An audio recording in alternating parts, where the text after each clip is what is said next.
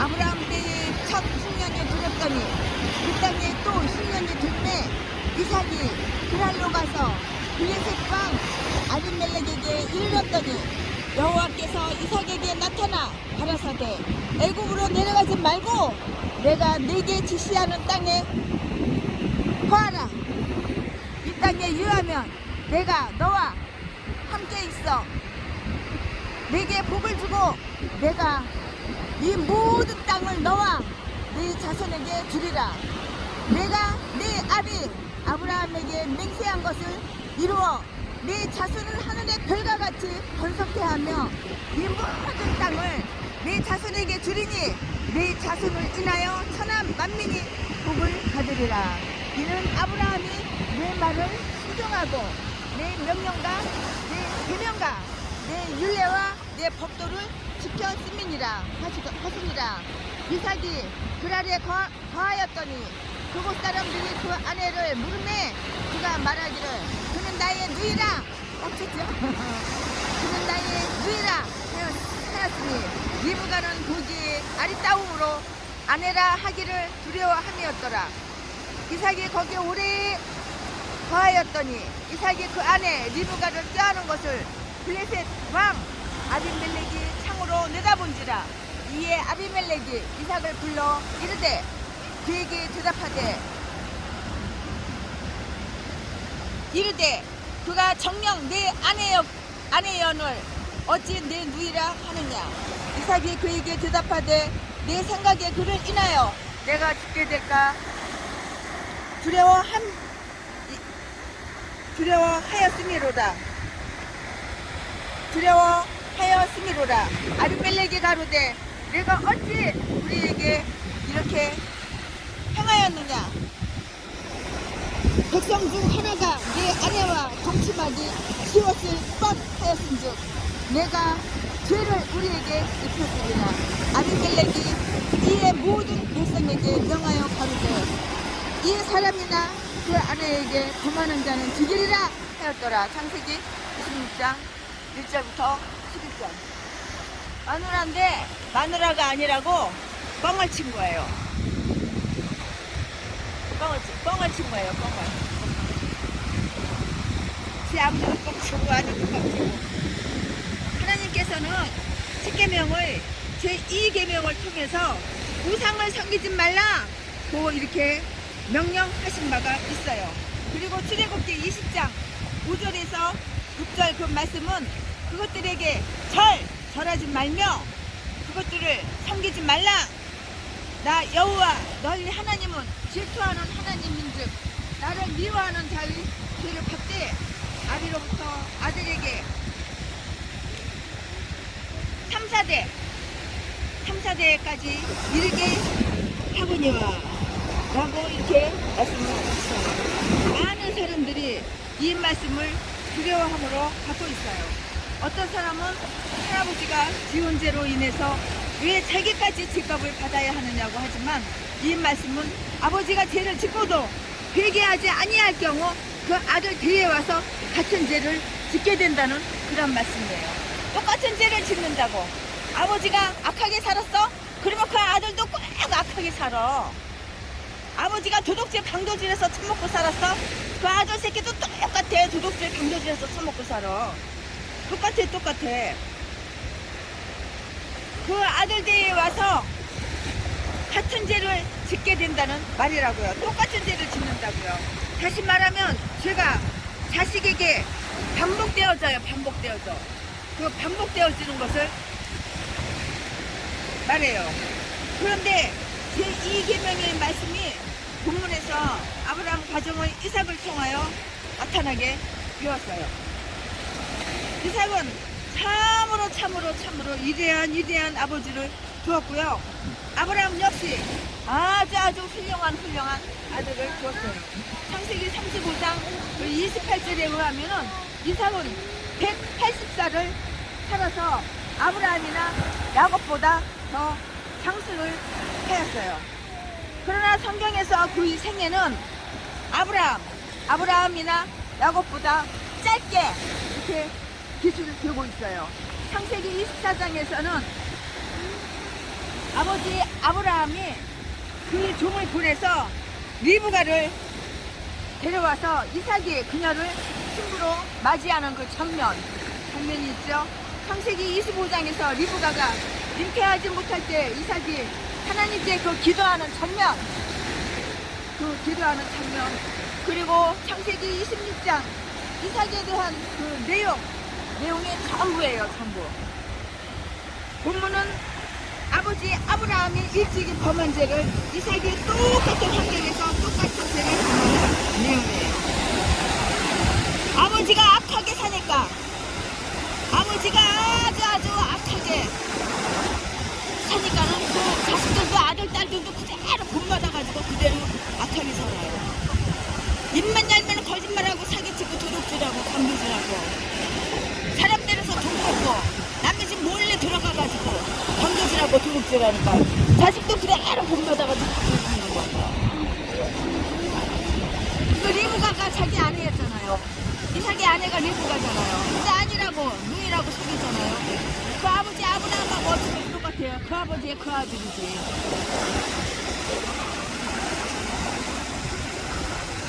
그러면은 이삭이 지은 첫 번째 죄가 무엇입니까? 아브라함 때에 첫 흉년이 들었더니 이 땅에 또 흉년이 들네. 이삭이 그랄로 가서 블레셋 왕 아비멜렉에게 이르렀더니 1절에 이렇게 써 있어요. 이것은 경제적 시험이 매우 중대하는 것을 나타내는 그런 말이에요. 인간에게는 수많은 시험이 있고요. 죄를 지을 수 있는 가능성이 아주 많이 있어요. 하지만 그 가운데서도 가장 죄를 짓기 쉬운 것이 경제적인 문제예요. 돈 때문에 죄를 짓는다고. 경제적인 문제, 돈 때문에 죄를 짓는다고. 전라도 개목사들, 똥개목사들, 제비목사 새끼.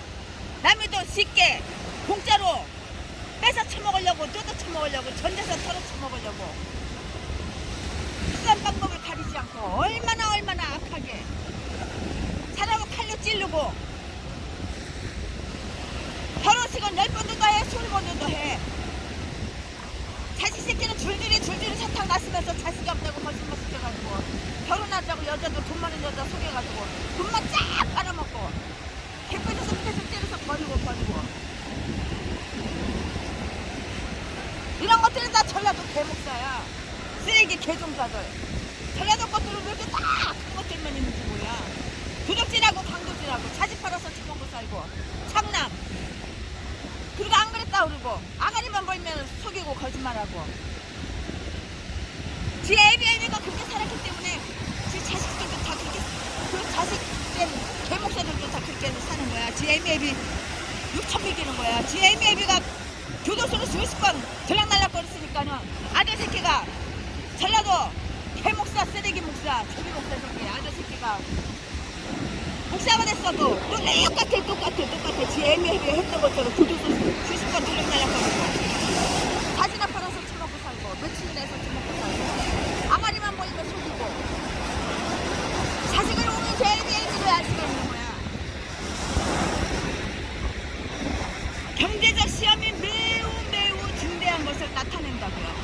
돈 때문에 죄를 짓습니다. 인간에게는 수다한 시험이 있어요. 또한 죄를 지을 수 있는 가능성이 많이 있어요. 그 가운데서 가장 죄를 짓기 쉬운 것이 경제적인 문제, 돈 문제로 인한 거예요. 많은 사람들이 돈 때문에 죄를 져요. 남의 돈이 탐나거든. 남의 돈 공짜로 쉽게 뜯어 처먹으려고 그러다 보니까 사기치고 폭행하고 아가리만 보이면 속이고 거짓말하고 장가를 갔으면서 총각이라고 나랑 결혼합시다. 아유 아가씨 사랑해요. 평생 돌봐주고 평생 아끼고 사랑해줄게요. 그리고 부부간에 니꺼 내꺼 재산이 어디 있어요.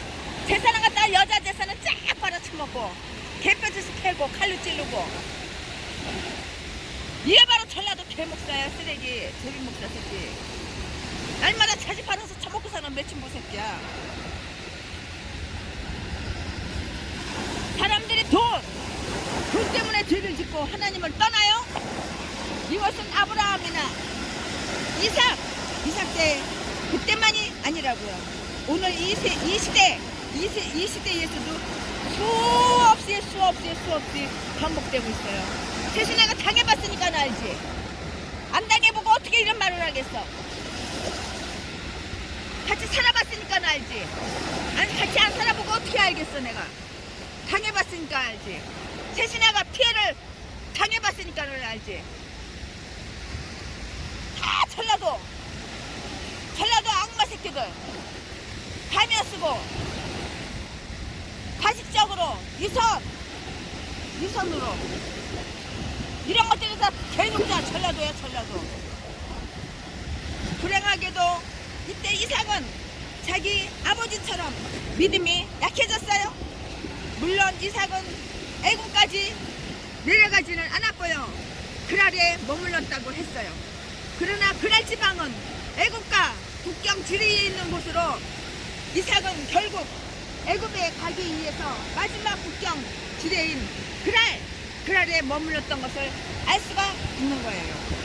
그래서 하나님은 이 절에서 이삭에게 애굽으로 내려가지 말고 내가 내게 지시하는 땅에 가라 이렇게 말씀하신 거예요. 이삭이 애굽으로 가는 것이 왜 잘못인가요? 왜 어째서 이삭이 애굽에 내려가는 것이 잘못이냐고. 그게 왜 죄냐고. 그게 왜 잘못이냐고. 애굽은 세상을 의미하는 곳으로 하나님이 없이 사는 자, 하나님을 배신하고 하나님을 배반하고 하나님을 떠난 자들이 사는 그런 곳이 바로 애굽이라고. 몸뚱이는 내가 목사야. 몸뚱이는 내가 이래봬도 신학을 졸업하고 목사 한통 받았어. 개소리. 애굽에서 사는 개목사, 쓰레기 목사, 똥개 목사, 자지 팔아서 처먹고 사는 매춘고 제비 목사 새끼. 이것들이 다 전라도 쌍것들이야 다. 그래서 애굽은 하나님의 축복의 자리가 될 수가 없는 곳이라고요. 이삭의 축복을 받으려면 그는 약속의 땅에 머물러 있어야 했어요. 본문 1절에 보면 아브라함 때에 흉년이 들었고 이삭 때에 또 흉년이 들었다고 했어요. 그때 이삭은 그랄로 갔고요. 하나님이 그에게 나타나셨어요. 성경을 보면 하나님이 사람 앞에 직접 나타나신 일은 아주 극히 드물어요. 그러나 특별히 아브라함에게 8번 나타나셨어요. 창세기 12장 1절에서 7절, 창세기 13장 14절, 창세기 15장 1절, 창세기 17장 1절, 창세기 18장 1절, 창세기 21장 12절, 창세기 22장 1절 본문에서 이삭에게 나타나셨다고요. 하나님은 이삭에게 두 번씩이나 이렇게 나타나셨어요. 창세기 26장 2절에서 24절. 이것은 매우 중요한 그러한 사건이에요.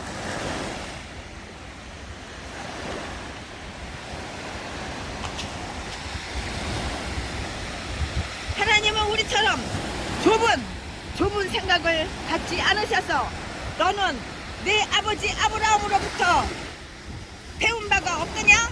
역사도 모르냐? 라고 이렇게 생각하시지 않았다고요.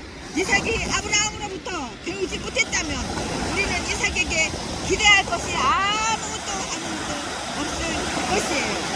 그러나 하나님은 이삭에게 다시 나타나셔서 약속의 땅을 떠나지 말라고 이렇게 말씀하셨잖아요. 그뿐만이 아니라 아브라함에게 주셨던 언약, 창세기 12장 2절에서 3절, 창세기 15장 18절에서 21절에 주셨던 언약을 이삭에게 다시 확인시켜 주셨어요. 3절에서 5절에 다 나오죠. 네. 하나님의 그 은혜로 이삭은 마침내 그랄에 거하게 되었어요. 하나님의 은혜로 이삭이 그랄에 이렇게 거하게 되었다고요. 말씀이 6절에 그렇게 나와요. 이렇게 이삭처럼 지혜비를 갖다 그냥 닮은 거야. 지혜비 아브라함이 거짓말 시켰잖아. 마누라를 누이라고 그랬잖아. 이삭이 보고 들은 게 뭐야? 지 마누라 리브가가 누이라고 그랬잖아. 마누라 아니라고 그랬잖아. 이쁘니까 죽을까봐. 지혜비도 마찬가지. 지혜비 이삭도 마찬가지. 마누라 사내가 이쁘니까 죽을까봐. 근데 거짓말 시켰잖아. 오늘은 또 똑같아. 제비 목사. 내 친구 제비 목사 새끼. 제 애매비가 교도소로 수십 번 들락날락 동네방네 전라도에서 다 사기 타먹고 염소 도둑질에다 팔아쳐먹고 남의 돼지 새끼 나면은 강아지 새끼 나면 다 도둑질에다 팔아쳐먹고 이제 악한 짓을 하니까 자식 새끼도 똑같은 거야. 보고 들은 게 도둑질하고 강도질하고 사람 때문에 돈 때문에 그거밖에 몰라. 그러니까 초등학교 때부터 중학교 1학년 2학년 때부터 시골에 빈집 여자애들 지 친구 애들 중학교 1학년 초등학교 5학년 6학년 때부터 데리고 가서 다 그냥 와서 동고생활하고 임신시켜놓고 개질했는데 정복사가 됐어도 마찬가지야. 똑같아. 그리고 아닌 척 거룩한 척 예수 믿는 척 전도하는 척 착하게 사는 척 선하게 사는 척 가식적으로 이게 다 전라도야. 전라도 제비 악마 새끼 개목사 쓰레기 목사. 그러면은 이삭의 두 번째 죄는 무엇입니까? 네, 최순희 목사가 이삭의 첫 번째 죄를 지금 말씀드렸어요. 이제는 두 번째 죄. 이삭의 죄를 갖다가 이번에는 두 번째 죄를 지었어요. 그게 무엇인지 말씀해 드릴게요. 이삭은 하나님 앞에서 큰 축복을 받자마자 또 죄를 지었어요. 이렇게 나쁜 놈이지. 이것은 지극히 비상식적인 일같이 보입니다만 바로 이 모습이 부패한 인간의 모습이라고요. 마태복음 16장 15절에서 17절에 보니까 예수님이 가이사라 빌립보 지경에서 너는 나를 누구라 하느냐 베드로에게 물었어요. 그러니까 베드로는 주는 그리스도시요 살아계신 하나님의 아들이시니이다 라고 이렇게 대답을 했고요. 이때 예수님은 베드로에게 가요나 시몬아 내가 복이 있도다. 이를 내게 알게 하니는 혈육이 아니요 하늘에 계신 내 아버지시니라 이렇게 말씀하셨어요. 베드로의 일생에 최고의 축복을 받고 있는 그런 모습이라고요. 그러나 예수님이 십자가를 지러 가실 것을 예고하실 때에 베드로는 이를 막았다고. 그때 예수님은 사탄아 물러가라 이렇게 말씀하셨어. 그리고 베드로를 저주했다고. 누가? 예수님께서. 그리고 내가 하나님의 일을 생각하지 아니하고 도리어 사람의 일을 생각하는도다라고 이렇게 책망하셨다고. 베드로는 축복을 받자마자 또다시 저주를 받았어요. 이와 같이 은혜를 받자마자 시험에 빠지는 일이 이삭에게도 있었다고요. 오늘 본문 말씀 창세기 2장 5절에서 이삭은 아브라함의 언약을 다시 받고 있어요. 이것은 이삭의 전 생애 중에서 하나님은 직접 나타나셔서 말씀하신 최초의 경험이었고 참으로 놀라운 축복이에요. 그러나 이 일이 있은 즉시 이삭은 자기를 보호하기 위해서 그랄에서 아내 리브가를 누이라고 뻥쳤어. 누이라고 거짓말하는 죄를 범하게 된다고요. 리브가는 참 예뻤어요. 아름다웠어요. 리브가를 탐내는 그랄 사람들이 자기를 죽일까봐 염려해서 뻥친 거야. 그래서 뻥친 거야. 너무 이쁘니까는 여자 뺏고 자기 죽일까봐 그렇게 생각을 해가지고 뻥친 거야. 그래서 거짓말을 한 거라고요. 그런 사람들이 자기를 죽일까 염려하여 거짓말을 한 것이라고요.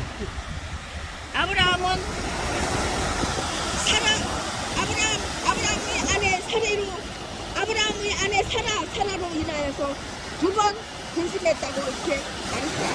창세기 12장 10절에서 20절, 창세기 20장 1절에서부터 11절, 그리고 본문 7절에 보면 이삭이 리브가로 인하여 자기를 죽일까 하여 그는 나의 아내라 하기를 두려워 헤매었더라고 이렇게 말해요. 참으로 이상한 일이에요. 하나님은 이삭에게 나타나 그에게 복을 내려주시겠다고 말씀하시며 하늘의 별처럼 자손을 번창케 하고 모든 땅을 그의 자손에게 줄 것이며 아브라함에게 맹세한 것을 이루시겠다고 이렇게 하였고요. 사전에 그를 통해서 천한 만민이 복을 받을 것이라고 이렇게 말을 했어요. 그렇다면 하나님은 그 땅에서 반드시 이삭을 보호하실 테인데 그는 두려워했다고 이렇게 했어요. 이것은 우리가 하나님의 약속을 받고도 믿지 못하여 두려움 속에서 사는 것과 다를 바가 없어요. 사실 이삭은 창조, 노아 때의 홍수 등 몇 가지 기적만 알고 있을 뿐이지만요, 우리는 그보다 더 많은 것을 알고 있어요. 예수님의 동정녀 탄생과 십자가 부활, 오순절 사건 등 신구약을 통해서 하나님이 하신 모든 일을 다 알고 있잖아요. 그럼에도 불구하고 우리는 아직도 자신의 안전을 염려하며 두려워하고 있어요. 자신의 안전을 두려워할 필요가 없어. 하나님이 지켜준다고.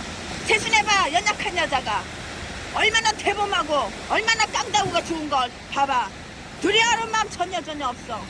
하나님께서 우리를 지켜주시기 때문에 우리는 안전하다고. 하나님은 이삭이 아브라함과 똑같은 죄를 지었을 때